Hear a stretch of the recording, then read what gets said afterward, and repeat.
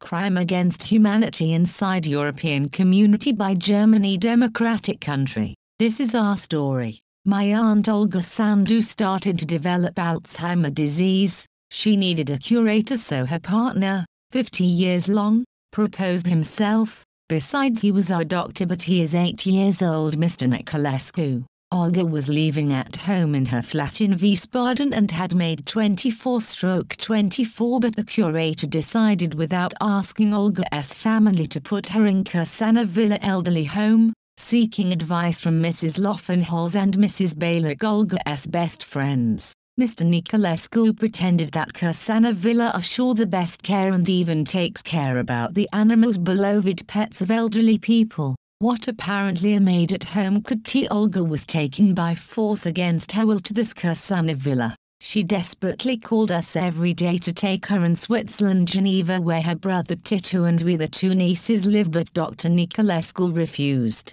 In order to continue his heartless decision, he wrote to the Wiesbaden court that we are a bad family, that don't love Olga, and that we want to take her money. The German court agreed without any proof all his statements if we were such a bad family. Why Olga's desire was to make her will on the favor of her nieces Flavia and Dominika, the two children of her brother Tito. In order to justify his decision, Mr. Niculescu started to forbid Olga's family to call her at Kursana Villa, to visit her or to write her. All this was approved by the manager of Kursana and was ordered to Kursana staff. Olga was in Kursana Villa under house arrest. In fact, the only worries of Kursana staff, nurses, so on, was to spy her and report all phone calls, visits to her curator, Mr. Niculescu. She was abused in Kursana Villa. Nobody cared if she eats or drinks. The meal was a sliced smoked salmon and a knorr soup. The receptionist Tina was laughing behind my aunt's shoulders because she had confusions, and at the end Tina made this statement: "Your aunt Olga is crazy enough to realize if yes or no she is in contact with her family." I was stunned, coming from staff that work with frail elderly people and which institution takes €4,500 a month from each person.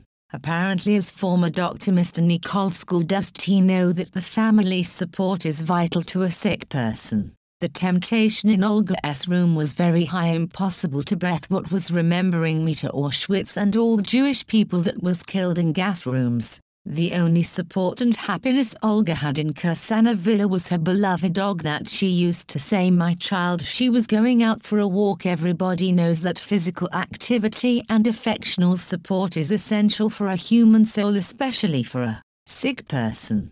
Some of Kursana staff started to envy Olga for her beautiful dog, so she received Mr. Niculescu's agreement to buy the dog Lola from my sick and frail aunt. Mr. Niculescu justified that Olga was no more able to care about Lola, her dog, than why she was paying €4,500 a month to a home and staffed at County Care. We hired a German lawyer, Alexander Kutch, with whom I went to Kursana, always hiding my identity. Last November 2014. Mr. Kutch was stunned that Olga was in a suite and not one room because, according with his information, Kursana is extremely expensive. In front of Mr. Kutch, Olga said she wants to join her family in Switzerland, and I have the record of her wish. Together with Mr. Kutch and Olga, we all spoke about Pavarotti operas and operas she sang. So Mr. Niculescu's statement that she is 100/100 crazy was not true. Olga was living in Kursana in an animal state as the other elderly people. I just had the feeling that the staff wait them to die and take all assets.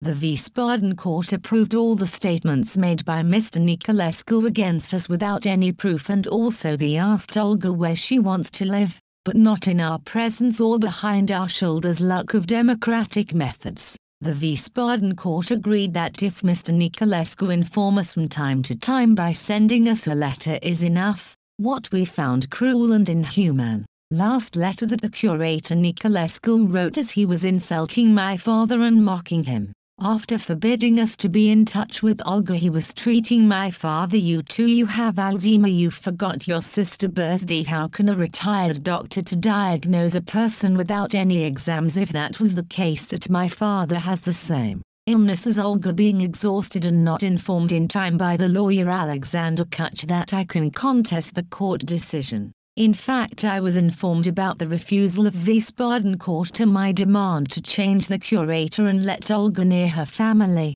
after the turn of 2 weeks for a contest had expired. I was having news from Jana, a former maid of Olga, and I was calling Olga on Jana's mobile when Jana was visiting her. But once by bad luck Mrs. Loffenholz and Mrs. Balick were there and started to shout to Jana, and probably Mr. Nicolescu offers Jana some money in order to put down the phone when I was calling her since, and from Jana I knew that Lola has been sold and that Olga's money nearly finished and she urgently need to move in one room from her suite, and after a short while she has to be moved to a social home care. I was advised by a British friend to contest myself to the Wiesbaden court, but the court was hypocrite. We are willing to have a meeting with you, but we don't have time. The curator, finding out about my contest, probably decided to put an end, and he helped Olga to have an accident, to fall down and to hit her head against an wall that caused a coma. My father received a call from a friend of Olga vaguely informing him that Olga has broken a leg and is in hospital. I quickly called Jana, from whom I found out that Olga is in coma. Apparently Jana was in touch with Dr. Nicolescu, because he said Mr. Nilois invite us to assist to Olga's death and burial. My straight answer was, we are not allowed for 2 years to see Olga, and now we are invited to see her death. But Olga's will is in your name and your sister. Mr. Nicolescu hasn't informed us about Olga's accident or the evolution of this accident, and while Olga was in coma in hospital, Mr. Nicolescu, after 50 years of concubine with Olga, decided to go ahead as each Christmas to go in a hot country for thalassotherapy. The curator invitation to assist to my aunt death is similar with her mass tactics. I am surprised that Olga's accident arrived shortly after my court contest and her lack of money to support her staying Kursana suit. Writing to Mr. Nicolescu, I bless those who bless me and curse those that cursed me. He answered in a defiant way without any remorse about our suffering. Not everyone is concerned, and not applicable for everybody. In fact, he did make a CLL to my father to inform us or to express any sentiment of sadness. He had communicated sometimes through some Romanian saying that he is willing to keep my aunt frozen at morgue until we come to bury together. Do once more. This is a sarcastic proposal after we could be in touch with our only family left, Olga. He invites us to see her death. I wonder why he did make a video with her death and burial and put in online, sending it to CNN. Mr. Nicolescu's friends Mrs. Loffenholz and Balick were in Olga's flat one day after Olga has been taken to Kursana Villa. What were they doing in her former flat? What else than steal from her? As soon as I expressed my revolt, Mrs. Loffenholz and Balick convinced Mr. Nicolescu and Kursana staff to forbid me to call Olga. What are they hiding? But Olga was my best friend of my father. He always supported her morally and financially, and Mr. Nicolescu knew all these when he lied to the Wiesbaden court. Olga has been separated from my father when we were in Romania under Ceausescu, and Olga decided to settle down in the Western countries, and what we live under the dictator Ceausescu we lived. Dictator Nicolescu and former Nazi Germany, that despite the fact the war has finished and was lost, shows inhuman attitude towards sick people.